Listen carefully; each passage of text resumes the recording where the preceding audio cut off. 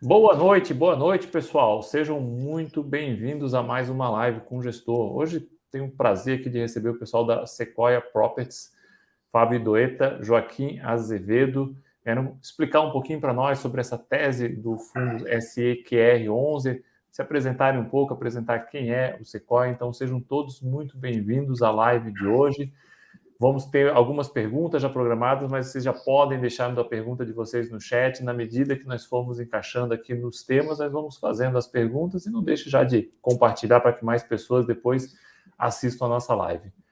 Fábio, Joaquim, muito obrigado pela oportunidade. Sejam muito bem-vindos. Uma boa noite para vocês. Boa noite a todos. Obrigado, Rodrigo. Obrigado pela oportunidade, pelo espaço aqui. Parabéns aí pelo desenvolvimento do seu canal, a gente acompanha, a gente é admiradora do seu trabalho. Para a gente é uma honra aqui conversar sobre a Sequoia e o nosso fundo com você. Legal. Prazer, Rodrigo, estar com vocês aqui essa noite. Legal, obrigado. Pessoal, assim, então, Joaquim, Fábio, para que quem está nos assistindo, né, os espectadores conheçam um pouco mais, quem é a Sequoia, quem é o Fábio, quem é o Joaquim, né, qual que é da onde que vocês vêm, contar um pouquinho, acho que dessa história para nós, para conhecermos um pouco mais, e depois um pouco da estratégia aí do fundo de vocês, o SEQR, para que possamos conhecer um pouquinho mais. Beleza, obrigado, Rodrigo. Então, bom, eu vou começar falando. Eu sou o CEO da Sequoia, sou sócio e CEO. O Fábio também é sócio da Sequoia e é o CFO e responsável pelas relações com investidores também. Nós temos outros sócios, né? O modelo de negócio da Sequoia é uma partnership mesmo, né? Que são sócios e que trabalham todos no negócio. A empresa nasceu há 31 anos atrás, fazendo gestão de ativos performados, né? O foco era esse, desde o início já com uma cabeça de ter um braço operacional muito forte, né? Ter o controle da operação no dia a dia mesmo, e por outro lado ter uma visão de mercado, uma visão financeira, uma inteligência toda para a gente fazer essa gestão do portfólio e conseguir enxergar quais são os movimentos estratégicos que eram importantes fazer, né? A empresa foi crescendo nesses anos todos, a gente passou a atuar mais para frente na área de incorporação. Hoje a gente tem uma área de incorporação dentro da Sequoia também com o mesmo conceito, né, de integrar inteligência e também a operação do ensino ali nos detalhes mesmo do negócio. Mais recentemente a gente criou essa área de gestão de fundos com a intenção de se aproximar do mercado de capitais, mercado financeiro, que a gente entende que isso era muito interessante dentro da estratégia da empresa de crescer nessa área de ativos performados, de ativos para renda, né? E isso acabou, enfim, abrindo uma avenida muito grande. Foi um trabalho que já vem sendo feito há anos. A gente começou primeiro com fundos de investimento em participações, com FIPS, e no início desse ano a gente estreou aí na bolsa com esse fundo de investimento imobiliário, que é o SEQR11, que é o nosso primeiro fundo nesse formato. Vamos contar um pouquinho para vocês aí do que ele é, qual é a estratégia, e é isso. Mas a Sequoia, assim, para resumir muito rapidamente, é uma coisa que, assim, acho que o forte dela, ela tem essa capacidade de integrar essas diferentes áreas, a área de incorporação da inteligência, a área de fundos, dessa disciplina e essa visão de mercado financeiro mesmo para os nossos investimentos, e tudo isso está muito suportado por uma operação muito forte no dia a dia dos ativos ali, né? Então, essas três coisas elas funcionam de forma muito integrada. A gente entende que é isso que é a base do nosso modelo de negócio e que diferencia a gente em relação a outras gestoras. Perfeito. E só complementando um pouco, o Rodrigo, que o Joaquim falou, de fato, assim, esse modelo vertical integrado, a gente valoriza muito, porque a gente acredita que por ser incorporador, por estar lá desenvolvendo empreendimentos imobiliários toda semana, todo mês, quer dizer, tocando obras, por a gente ter a operação do ativo, né? A gente administra hoje mais de 400 imóveis na carteira dos mais diversos tipos e regiões do Brasil. Então, a gente tem uma experiência, um conhecimento muito granular da operação de imobiliária, o que a gente acha que isso nos torna gestores melhores. A gente é melhor por ter esse conhecimento adicional. E a gente, como o Joaquim falou, a gente desenvolveu essa área de fundos, né, porque a gente começou fazendo a parte imobiliária mesmo, gestão de imóveis, depois incorporação, porque porque a gente é muito fã dessa combinação de mercado financeiro com mercado imobiliário. O mercado imobiliário ele traz muita solidez, ele é um investimento de infraestrutura, e o mercado de capitais, né, o mercado financeiro, ele traz muita escalabilidade, possibilidade de crescimento, traz liquidez, coisas que o mercado imobiliário sozinho não consegue necessariamente. Então, quando a gente traz essa combinação, e aí foi por isso que a gente trouxe o Sequoia 3 para o mercado, a gente acha que os benefícios para todos os envolvidos são muito grandes. Não, legal. Eu acho muito bacana ver que desenvolvedores, o pessoal da área imobiliária, estejam vindo para o mercado de fundos imobiliários, porque lá atrás os fundos imobiliários, quando nasceram como produtos financeiros, dentro de casas financeiras, né? De pessoas que entendiam de finanças, mas que muitas vezes tinham que correr por fora na parte imobiliária com certa dificuldade, contratação de gente e tudo mais. E mais recentemente nós estamos vendo movimentos igual de vocês, o pessoal do mercado imobiliário vindo para o universo dos fundos imobiliários, trazendo a expertise desse mercado imobiliário. Então, eu realmente gosto bastante disso. E quando vocês trazem o SEQR, né, o Sequoia Properties aí, para o mercado, qual que é a visão de estratégia desse fundo? Porque vocês têm ali um mix de vários tipos de imóveis, tal. Existe uma estratégia própria, bem definida para o fundo? O que vocês poderiam explicar um pouquinho para nós desse fundo? Tá, tem a estratégia, sim, a gente acompanha esse mercado há bastante tempo, e uma coisa que acho que todo mundo percebeu é a velocidade com que os fundos imobiliários se desenvolveram nos últimos 2, 3 anos. Né? Então, hoje a gente está beirando aqui 1,5 milhão de investidores na B3, né, em fundos, e se você olhar esse mesmo número no final de 2018, por exemplo, quer dizer, nem 3 anos atrás, era na casa de 600 mil, antes disso era 200 mil. Então, o que isso nos traz é que mais da metade, 80% dos investidores, eles são investidores de FIIs há menos de 2 anos, e mais da metade há menos de 1 ano, algo em torno de 1 ano. Né? Então, a gente acha que o investidor, ele ainda, diferente de ações, né, que é um produto conhecido pelo investidor brasileiro há muitas décadas, o mercado de fundos imobiliários ainda não teve, os investidores não teve tempo suficiente para entender e acompanhar como esse produto se comporta em diferentes ciclos econômicos, em expansão, em retração, em altas taxas de juros alta, baixa. Então, a gente acha que é um mercado muito na sua infância, que vai se desenvolver muito ao longo dos anos. E aí, dito isso, por esse motivo e outros, a gente acha que nós, como gestores, ainda temos algumas responsabilidades de fazer um papel de promover a diversificação em fundo imobiliário. Né? Então, esse é o motivo da gente trazer um fundo que não seja um fundo unissetorial, né? Eu acho que como a maioria dos fundos imobiliários são, que investe só, digamos, no ramo logístico, ou só em shopping center.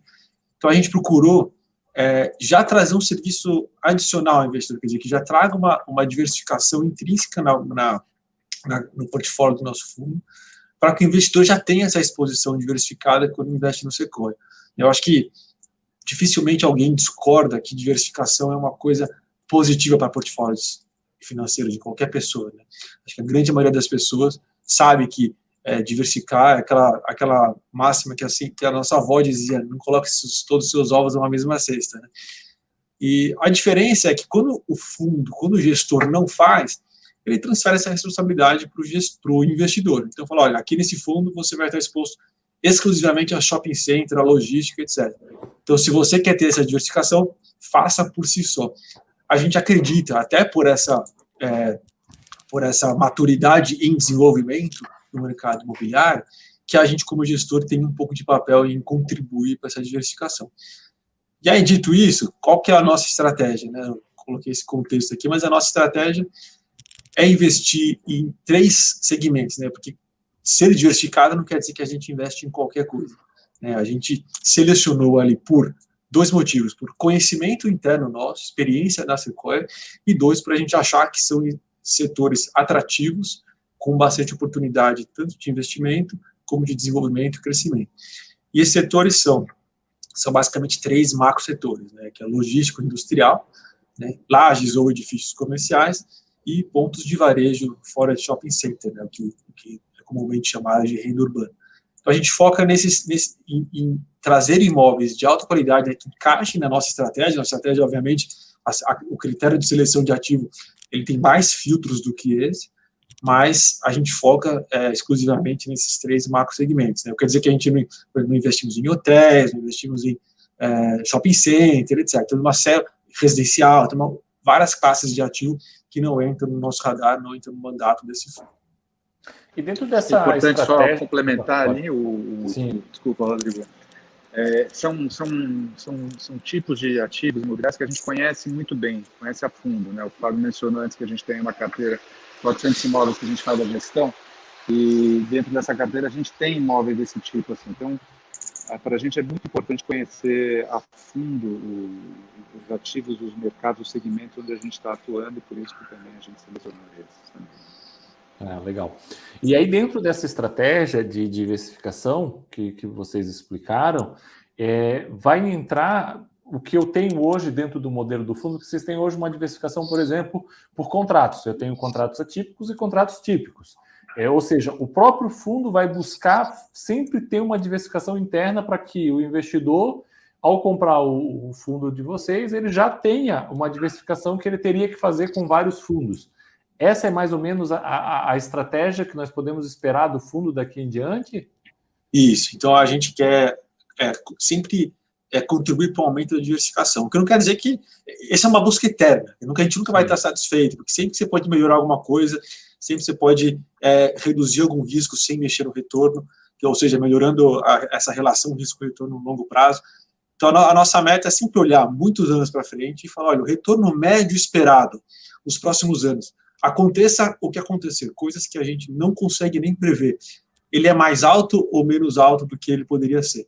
Então, a gente sempre busca que ele seja mais alto, e a diversificação contribui para isso, né? Um exemplo que está muito óbvio na cabeça de todo mundo é o que aconteceu na pandemia, né? Então, aquele investidor que tinha uma concentração alta em shopping centers, por exemplo, ele teve um problema, porque as cotas de shopping center foram altamente impactadas por causa das restrições que a pandemia causou, e demorou muito para voltar.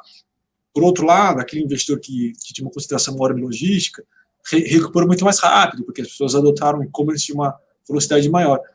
O ponto que eu quero fazer é que ninguém previa isso que aconteceu, mas quando você está preparado para qualquer evento, quer dizer, quando tem uma diversificação, você pode sofrer um baque de um lado, mas do outro lado você compensa de uma outra forma. Então a gente sempre vai trazer isso, vai sempre aumentar a diversificação. Então, vou dar um exemplo, a gente já tem 2 imóveis no Rio. A gente, nesse momento, não está procurando imóveis no Rio. Tem uma concentração já lá. A gente não quer aumentar a concentração no Rio, então a gente está procurando em outras regiões, porque diversificação geográfica também faz parte da nossa estratégia. Então, a diversificação ela não é só em termos de segmento, né? É em termos de prazo de vencimento de contrato, setor de atuação do nosso locatário, tipo do imóvel, geografia, assim por diante. Legal. Bem, vamos dizer assim, são os temas mais tranquilos, né? Mas assim, vocês são novos no mercado, o SQR é novo, é recente, né? 2020, né? Esse ano, 2021. Ele estreou na Bolsa em fevereiro. Fevereiro desse ano, pensei que era finzinho do ano passado. Então é mais recente ainda do que eu imaginava. Mas vocês já deram aí vamos dizer, uma certa sacudida no mercado com alguns pontos que tem dentro do fundo. Eu acho que um dos principais pontos que me chama a atenção é a emissão acima do valor de mercado, consideravelmente acima do valor de mercado, comprando imóvel. Até já recebi aqui uma pergunta do Alexandre, eu não sei se ele está falando sério ou se ele está brincando, dizendo que ele está triste porque ele não conseguiu participar da emissão, porque a emissão estava em R$100 e a cota está R$80. E aí, se ele, independentemente disso, eu queria que vocês explicassem um pouco, porque hoje é muito comum, tem muitas críticas dos investidores, que é o quê? Os fundos imobiliários fazendo emissão abaixo do valor patrimonial, isso joga o valor patrimonial para baixo, muitas vezes segura o rendimento para baixo. E vocês chegam com uma cota que o mercado está batendo, faz parte do mercado, às vezes o mercado faz isso mesmo, né? Ele não entende, às vezes, uma determinada tese, ele acaba, vamos assim dizer, punindo o fundo, põe a cota mais para baixo, o valor patrimonial está na faixa do 100, vocês fazem uma emissão a 100, em que o proprietário do imóvel vai, na verdade, integralizar essas cotas com o imóvel. Se eu puder explicar um pouco mais como é que é essa estratégia, como é que funciona. Isso vai um pouco da filosofia da Sequoia e do caminho que nos trouxe até aqui. Né? A gente tem 30 anos, não é porque a gente chegou até aqui fazendo movimentos desalinhados com nossos investidores. Né? A gente sempre trabalha com capital de terceiros, né? Seja gerindo imóveis de terceiros, seja gerindo recursos financeiros de terceiros. Né? E, como o Joaquim falou, antes da gente trazer esse fundo do mercado de capitais, a gente é gestora há mais de 10 anos. A gente faz gestão de outros fundos há mais de 10 anos. Só que a gente sempre focou em fundos, naqueles investidores que a CVM chama de qualificados, né, que são aqueles investidores que investem acima de R$1 milhão, que são investidores maiores. E porque a gente sempre pôde, assim, sempre conseguiu entregar uma boa experiência para esse investidor, a gente foi continuando, captamos 1, captamos 2, só que a gente queria trazer essa mesma experiência para o mercado, para o público em geral. Né? Então, esse foi também outro motivo para a gente trazer o Sequoia 3 para a Bolsa, porque a gente queria que o investidor tivesse essa experiência. E, dito isso, a gente sabe que a gente só vai estar aqui, de novo, quem está aqui há 30 anos não olha para o 2021, a gente olha para 2025, 2030, 2040.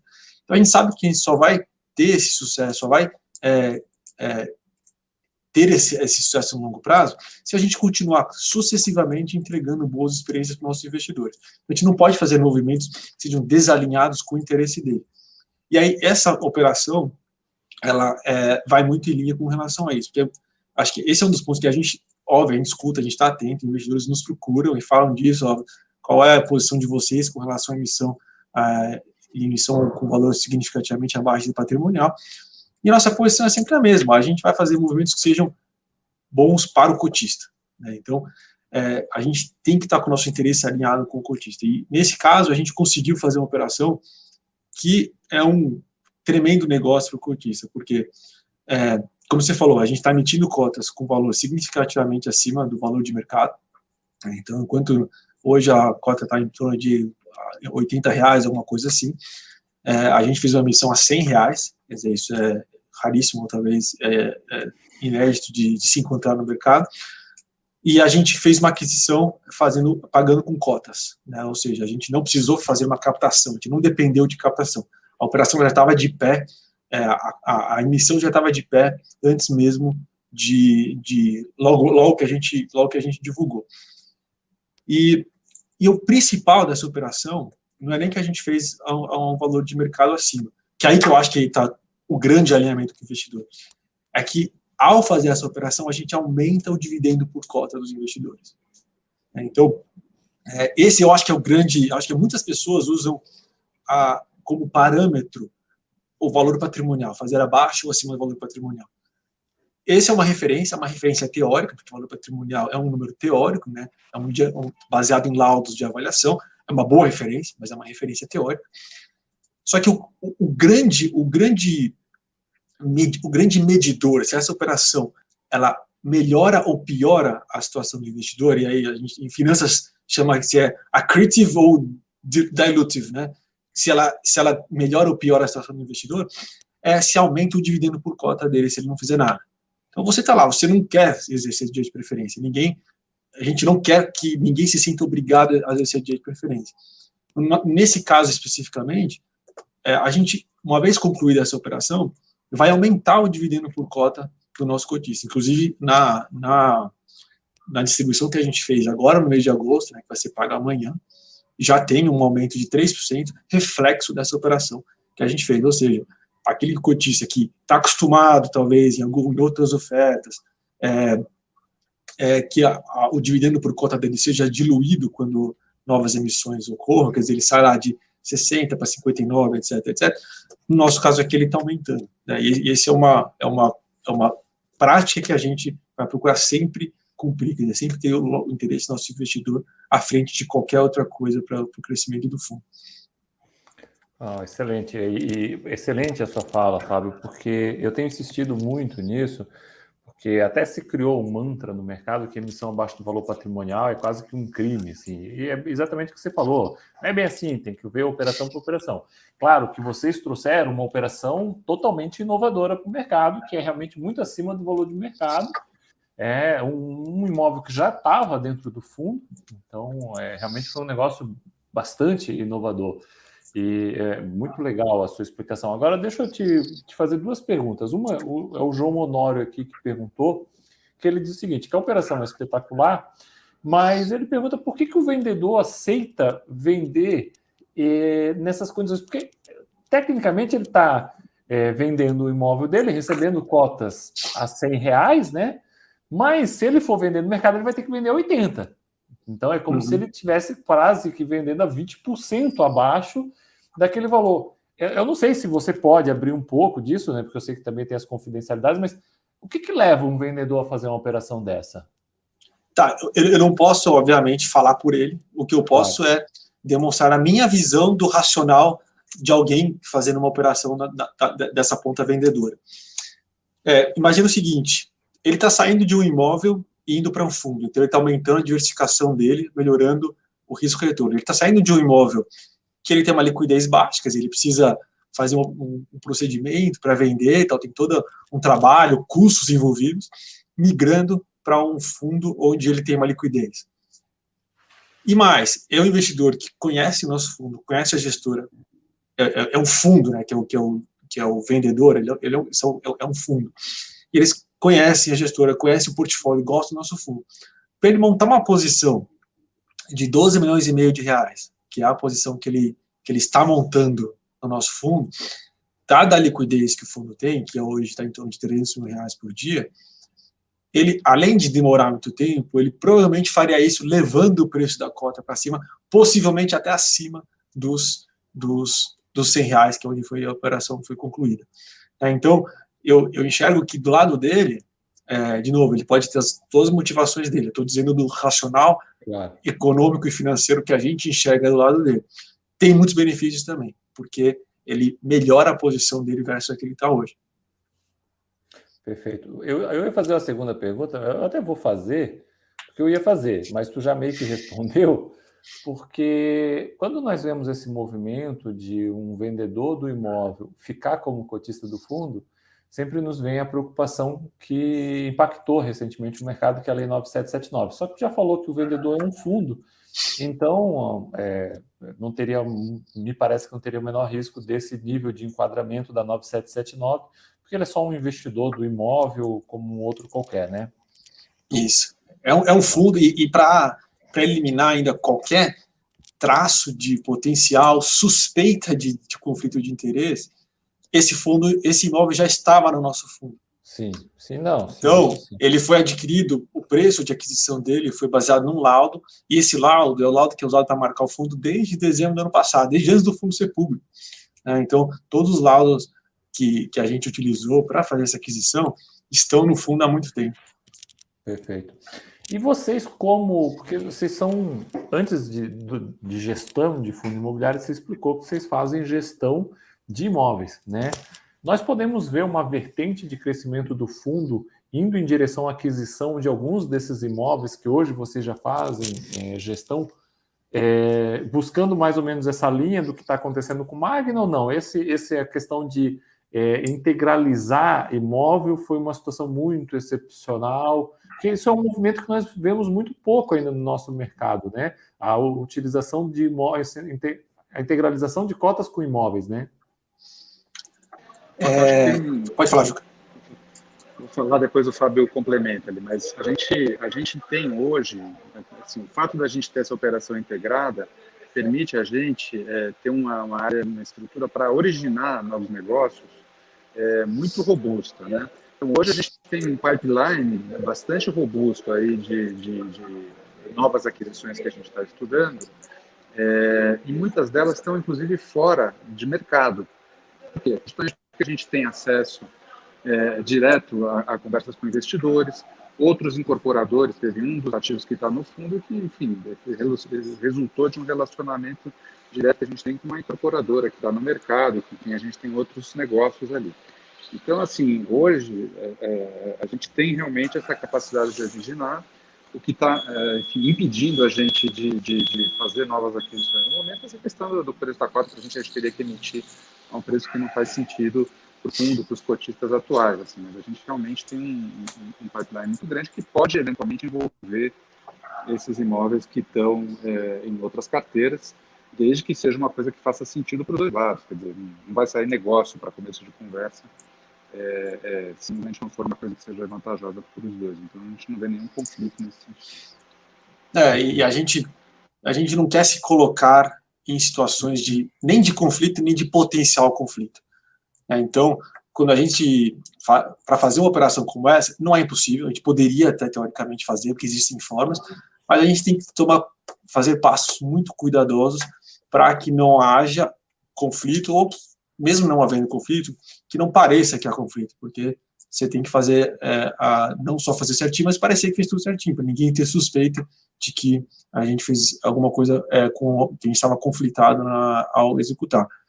Então, assim, é super improvável, não descartaria totalmente, só porque poderia ter uma situação super atípica que resultaria nisso, mas acho muito difícil. Perfeito, perfeito. Falando um pouco agora até de futuro do fundo, vocês têm um imóvel que está alugado para Atento Madureira, que vai ter uma redução bem considerável de aluguel no próximo mês, né?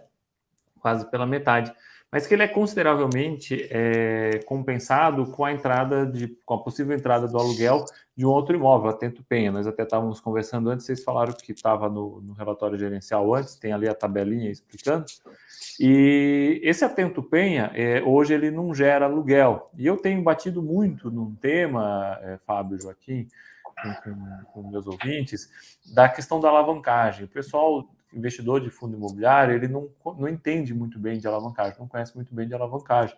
E eu sempre que possível bato bastante nessa tecla. Esse Atento Penha, ele é um imóvel que tem alavancagem, né? Tem uma pequena alavancagem, e ele hoje não gera fluxo de pagamento para o fundo imobiliário, porque, me corrija se eu estiver errado, o aluguel dele está sendo usado para pagar as amortizações necessárias do CRI que expediu. E aí vocês vão fazer um processo para liberar, de certa forma, esses aluguéis. Se tu puder explicar um pouquinho para nós essa operação, essa questão de que esses aluguéis estão sendo usados para pagar a amortização e até o que nós conversamos antes, sobre o potencial disso valorizar o patrimônio do fundo lá na frente.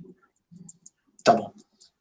Então, como é que funciona a operação, né? Hoje, como você falou, os aluguéis desse imóvel estão securitizados. Isso quer dizer que eles são, não na totalidade, mas uma boa parte deles, são direcionados para quitar esses CRIs, né? Então, o aluguel vai mês após mês amortizando o CRI é casado com o final do contrato de locação, então, lá em março de 24, uma coisa casa com a outra, termina o contrato e fica zero a dívida. Agora, qual que é a situação do nosso fundo? A gente tem metade desse imóvel, então nós somos devedores de metade dessa dívida. A gente tem no nosso caixa o recurso suficiente para quitar a nossa parte da dívida. Por uma série de motivos aí que não foi possível quitar, não era nem economicamente viável quitar essa dívida, qual que é a nossa estratégia para que a gente possa distribuir esse aluguel? A gente entra um pouco em tecnicalidades, que acho que não vale a pena ficar entrando muito em detalhe, mas a gente só precisa transferir esse imóvel para o fundo. Porque uma vez que esse imóvel está no fundo, o que acontece? Eu uso o meu caixa para amortizar a dívida. Então, eu pego a receita de aluguel, eu pago os juros da dívida, e o que sobrar, que é a grande maioria, em torno de 85%, eu distribuo para os cotistas. E eu uso o meu caixa para ir amortizando mensalmente as obrigações da dívida. De novo, vai chegar lá no final, vai ficar a dívida zero, e eu consigo distribuir para o cotista. Então, aí a pergunta é, por que a gente não fez isso? Porque é um processo burocrático, né? O fundo foi listado em fevereiro, tem um processo burocrático, e tem sócio na SPE, tem, né, nesse imóvel, tem um imóvel com securitização, tem toda uma série de passos que a gente tem que tomar para fazer a operação super certinha e protegida para o fundo e para os investidores, que a gente está tomando. Então, a gente espera aí que, coincidentemente, né, quando vai casar, que é outubro, que é quando vai ser o primeiro mês que a gente vai distribuir o aluguel da Atento Madureira reduzido, a gente vai conseguir suprir, né, compensar maior parte dessa redução através da possibilidade de distribuir o resultado atento bem. A gente falou isso no nosso último relatório, né, deixamos essa situação bem clara, convido aí quem quiser explorar mais esse assunto, fica à vontade. Nosso relatório de 30 de junho foi quando a gente divulgou isso e explorou esse assunto. Legal. E um ponto que eu tenho comentado, Fábio, eu acho que o fundo de vocês, eu acho que ajuda bastante isso, e você já até, antes de nós entrarmos na live, você já até explicou que não dá para ver isso ainda no fundo, que é o seguinte: na medida que aquele aluguel é usado para pagar a amortização, e isso, o cotista sempre fica na cabeça o seguinte: se eu tenho um fundo alavancado e o fundo precisar usar o aluguel para pagar a amortização, eu vou perder o meu rendimento, então eu vou ter um prejuízo. Eu explico que normalmente numa situação como essa, você acaba tendo a redução do rendimento, mas você tem um aumento do valor patrimonial, que na medida que você tem uma mutação dentro ali do patrimônio, né? O Joaquim já está lá confirmando com a cabeça que é isso mesmo que acontece, né? Só que vocês explicaram que esse imóvel, como ele está dentro de uma SPE, nós não conseguiríamos ver nesse momento o crescimento do valor patrimonial do fundo. Nós vamos ver provavelmente só no final do ano, quando eu tiver as novas reavaliações e considerar os novos passivos desses fundos. É isso? É isso. O procedimento é assim. O nosso fundo hoje, ele está indo para um PL agora de torno de 170 milhões, depois que a gente concluir essa segunda emissão, que está para concluir agora, já foi aprovada, está nos últimos capítulos aí. Só que a gente tem em torno de 6 milhões um pouquinho menos de 6 milhões, 5, 6 milhões de dívida, que é o CRI, certo? Esse que a gente acabou de mencionar. Portanto, eu tenho 176 milhões de ativos, menos 6 milhões, sobra um PL de 170 milhões. A cada mês que passa, e esse passivo vai diminuindo. Então, o fundo vai se aproximando desses 176 milhões.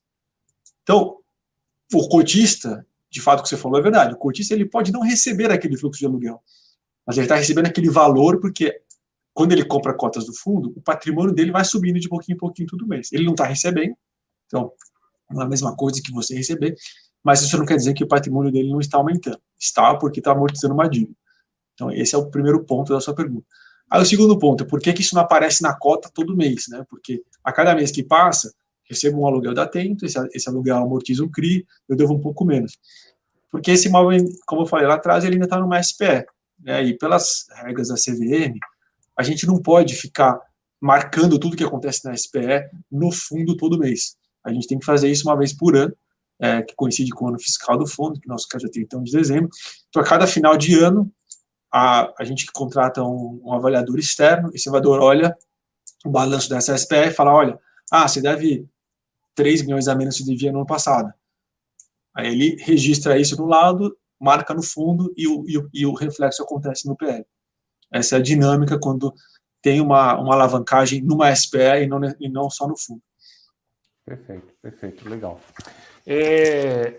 Não sei se nós conseguiríamos, acho que para apresentar bem o fundo, nós entramos aí um pouco nessas questões técnicas, para apresentar bem o fundo. Vocês têm 5 imóveis dentro do fundo. Vocês conseguem passar assim, fazer um overview rápido sobre esses imóveis, até porque o imóvel da Magno, ele fica numa localização que boa parte dos investidores devem nem conhecer, Santo Antônio da Patrulha, no Rio Grande do Sul e tal. Eu, que sou aqui do Sul, sei bem onde é que fica, mas a maioria das pessoas não conhece. Então, se vocês conseguem dar esse overview desses imóveis de vocês, os inquilinos e tudo mais? Vai lá, Fábio, quer falar? Pode falar. Tá bom. Bom, a gente tem 5 imóveis, então, que se enquadram dentro daqueles baldes que eu falei, né, daqueles 3 segmentos que a gente investe. Então, primeiro a gente tem um imóvel aqui em São Paulo, logístico, em Jandira, num condomínio logístico em Jandira. Jandira é uma cidade, para quem não é de São Paulo, é uma cidade da Grande São Paulo, muito próximo, aí no eixo da Castelo Branco, que é no eixo da região oeste de São Paulo. O imóvel ele é refrigerado e parcialmente congelado, né? Então ele foi desenvolvido para o setor de alimentos, e ele está alocado para uma companhia que chama Home Oeste, uma empresa de distribuição de alimentos super tradicional, com mais de 30 anos de atuação ali, especificamente nesse eixo da Castelo Branco. Já tem toda a sua logística estruturada para atender ali os clientes na região da Castelo Branco. Então, eles fornecem para açaí, quer dizer, grandes varejistas e atacadistas de alimentos. O nosso segundo imóvel, que foi o mais recente do fundo, que a gente adquiriu com os recursos da oferta, então a gente chama de loja Habitat, né, porque é a loja que fica embaixo de um empreendimento aqui em São Paulo, que chama Habitat, no bairro do Brooklyn. É um imóvel urbano, né, uma loja, que é alocado para o Saint Marché, uma rede de supermercados de alto padrão, né, rede de supermercados de produtos mais premium. E esse imóvel ele tem algumas características super interessantes, né? Primeiro, ele está numa região, que é o Brooklyn, em São Paulo, uma região que se verticalizou e se adensou mais recentemente, eu digo nos últimos 10, 15 anos, e neste processo não foram necessariamente criados desenvolvidos imóveis com essa característica, né? Imóvel que tem 3.500 metros quadrados de ABL dentro do bairro, o que torna esse imóvel bastante distinto e com um diferencial de poder entregar uma conveniência para quem está dentro do bairro, para esse setor de supermercado, né, de varejo alimentar, que outros imóveis que estejam em regiões um pouco mais longe ele não consegue. E ele está alocado para o Saint Marché, que é uma rede que está crescendo, já super tradicional e crescente em São Paulo. E o interessante também desse imóvel é que ele tem um aluguel variável, então ele é um percentual da receita com um piso. Então, conforme a região, e o próprio empreendimento, né, porque o empreendimento que eu falei, o Habitat, é um empreendimento super icônico ali na região, pega um quarteirão inteiro, e é um empreendimento que são 6 torres, sendo que só 4 estão prontas e entregues, tem 2 ainda que estão em desenvolvimento. Então, o desenvolvimento da região e passando pelo próprio empreendimento em si, vai ajudar a trazer mais fluxo para o supermercado, portanto, aumentar a receita, portanto, aumentar o nosso aluguel. Então, a gente vê boas perspectivas aí de crescimento para esse aluguel nos próximos anos. Aí, no Rio de Janeiro, como eu falei, a gente tem 2 imóveis, ambos são locados para Atento, um no bairro do Madureira, outro no bairro da Penha. São imóveis feitos, ambos foram build to suit, né, feitos especificamente para atender a necessidade da Atento. O que para a gente é um diferencial importante, porque a Atento, como caso as pessoas não conheçam, é uma empresa multinacional, espanhola, com capital aberto, uma empresa super sólida, uma das maiores empresas de contact center do mundo, a maior da América Latina, e eles têm a maior operação deles no Brasil, em torno de 40% a 45% da receita vem do Brasil, e eles têm presença em mais de 35 sites como esse nosso, né, que eles chamam de sites, onde eles são lugares, imóveis onde eles prestam serviço para os clientes deles. E os clientes deles são as maiores empresas do Brasil, aqui no Brasil são as maiores empresas do Brasil, no México são as maiores empresas do México, porque são os contratantes de serviços de call center, que precisam de empresas que têm muitos clientes e precisam de um canal de atendimento para esses clientes, e a Atento presta esse serviço. E esses imóveis, aí, acho que a primeira impressão que as pessoas têm que não fica numa região muito boa, porque no Rio de Janeiro, o primeiro lugar que as pessoas pensam Zona Sul, depois Centro e tal, e esses imóveis ficam uma região mais, entre aspas, alternativa, né, não tão usual. Mas depois de um pouco aprofundamento, você vê que essa é a região ideal que ele precisa estar para uma operação call center como essa, né? Atento, para a operação dela ficar de pé, ela tem que ter alguns pré-requisitos. O primeiro deles é o aluguel, não pode ser tão alto, então não faz sentido eles estarem dentro das melhores regiões do Brasil, de São Paulo, ou do Rio de Janeiro nesse caso. Segundo, é que eles precisam estar perto da força de trabalho, né? Porque o típico trabalhador do setor de call center é o trabalhador de primeiro emprego, né? As pessoas dificilmente fazem carreiras em call center. Então, a característica tem um turnover relativamente alto, mas ele tem que estar, até para a conta fechar, ele tem que estar próximo de onde as pessoas moram. Então, ele não pode estar nas regiões mais de poder aquisitivo mais alto, porque não é lá que mora a força de trabalho que presta serviço, que é quem atende o contrato. E são imóveis, e aí, por último, assim, são regiões super densas, né? Então, se você, nosso relatório tem ali fotos aéreas, né, de satélite, mas se você explorar um pouco a região, você vê o grau de densidade que essas regiões têm, porque é importante para ter isso, logicamente, precisa ter muita gente em volta para conseguir atrair os funcionários, Mas o outro lado da moeda é que é muito difícil replicar, construir imóveis com essas características, com esse tamanho, né? Então, o Atento Madureira é um imóvel de 12 mil metros quadrados de ABL, o Atento Penha é um imóvel de 8 mil metros quadrados de ABL. Quer dizer, para construir, para conseguir fazer um imóvel com esse tamanho e com todas as características que a Atento precisa, de infraestrutura de tecnologia, de eficiência de atendimento, é muito difícil replicar nessas regiões onde eles estão. Então, isso traz que esse imóvel tem um monte de vantagens competitivas, né, ali na região, para Atento e até para outros futuros ocupantes, caso aí, de novo, super longo prazo, a gente tenha que trocar de locatário. E aí, por fim, o quinto imóvel, é esse que você mencionou, é um imóvel que fica no Rio Grande do Sul, numa cidade que chama Santo Antônio da Patrulha. Ele é locado para uma companhia canadense que chama Magna, uma das maiores empresas de autopeças do mundo. E, de novo, também foi um build-to-suit feito para a Magna, então a localização não foi por acaso que foi escolhido ali. E o principal ponto ali é porque ele fica perto da fábrica da GM em Gravataí, né? Gravataí é uma região, uma cidade também vizinha ali de Santo Antônio da Patrulha, que é na região metropolitana de Porto Alegre, onde a GM fabrica os seus carros, dentre eles, né, o Onix e o Onix Plus, que no ano passado, por exemplo, foram disparados, né, o Onix foi disparado o carro mais vendido do Brasil, é um projeto super bem sucedido, está sempre entre os carros mais vendidos do Brasil todos os anos, e a Magna é fornecedora da GM em 90 outros carros do Onix. Então, a Magna, como é uma empresa muito grande que fornece também não só para a GM, para outras montadoras, tem diversas plantas espalhadas pelo Brasil, sempre próximas aí às montadoras, mas essa é a mais importante, onde ela gera a maior parte da receita, porque ela faz parte dos carros mais bem-sucedidos aí do Brasil nos últimos anos. É uma companhia super sólida, um contrato que a gente tem até dezembro de 2025, e a gente também está super contente com o imóvel e com a Atento lá, tanto é que nós estamos comprando a outra metade, o fundo tinha metade, a gente está concluindo a aquisição da outra metade agora, aí com essa oferta que a gente falou mais cedo. Legal, não, é excelente a tua explicação.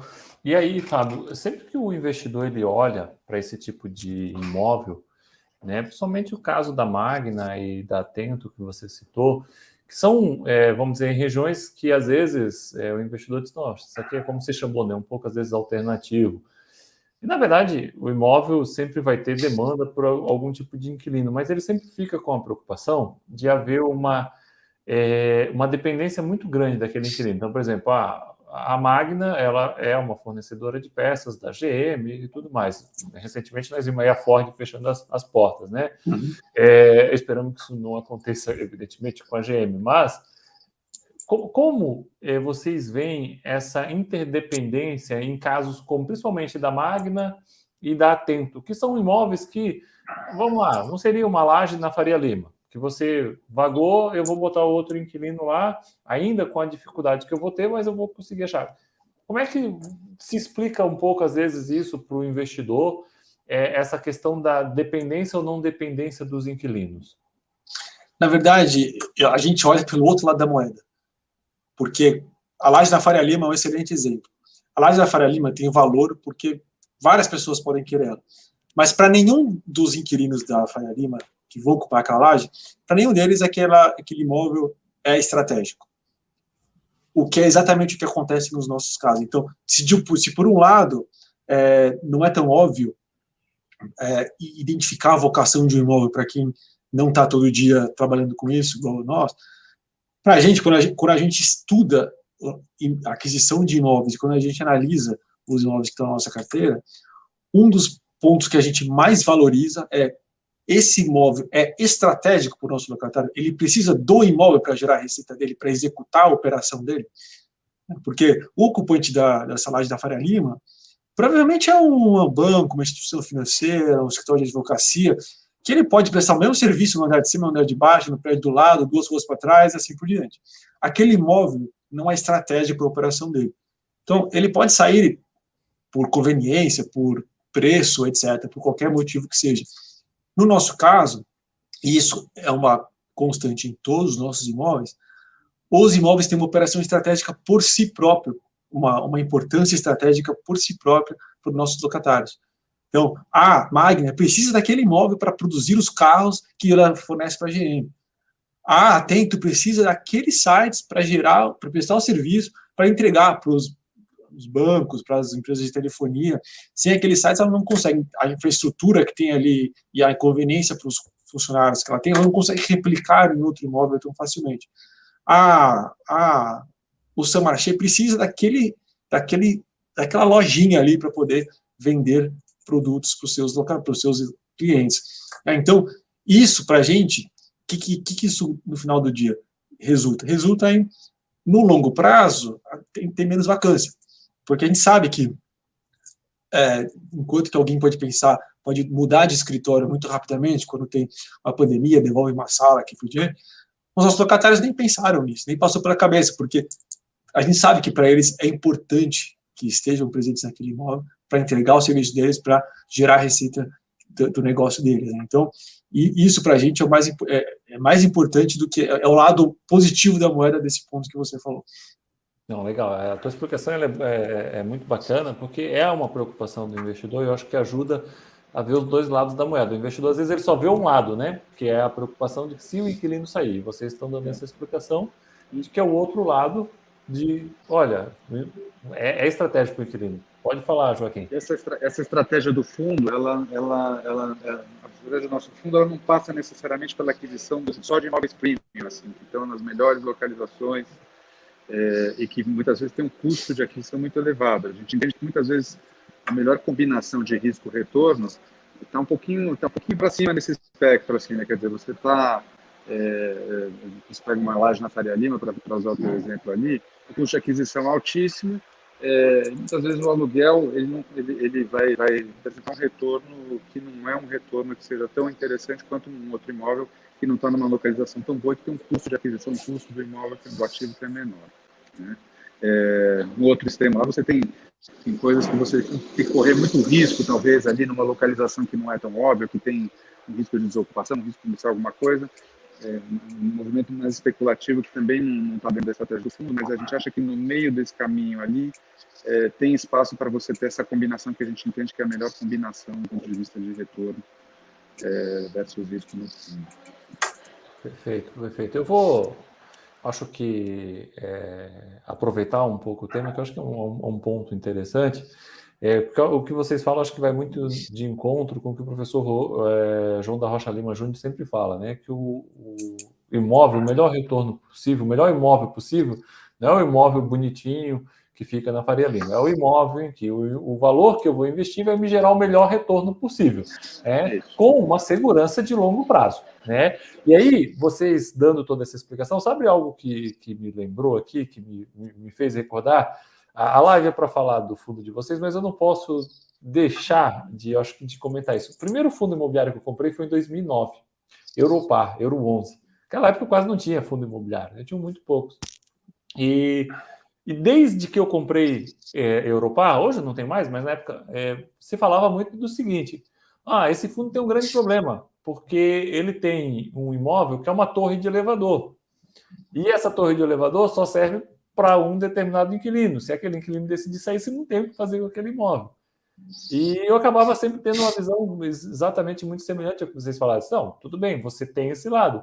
Mas, ao mesmo tempo, ele só vai sair se ele decidir fechar as portas no Brasil, porque ninguém tem outra torre de elevador para alugar para ele. Né?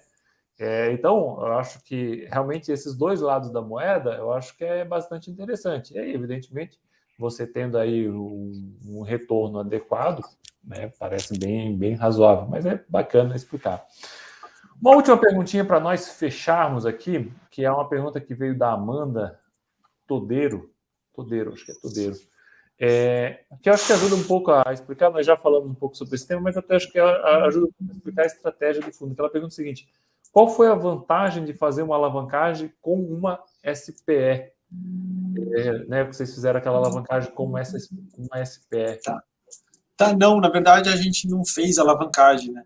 A gente assumiu a gestão desse fundo em 2019 e a gente, na verdade, passou por um processo nas outras de desalavancagem, sempre que fazia sentido. Todos os aluguéis do fundo, antes da gente trazê-lo para o mercado, todos os aluguéis estavam numa situação semelhante a esse do Atento Penha.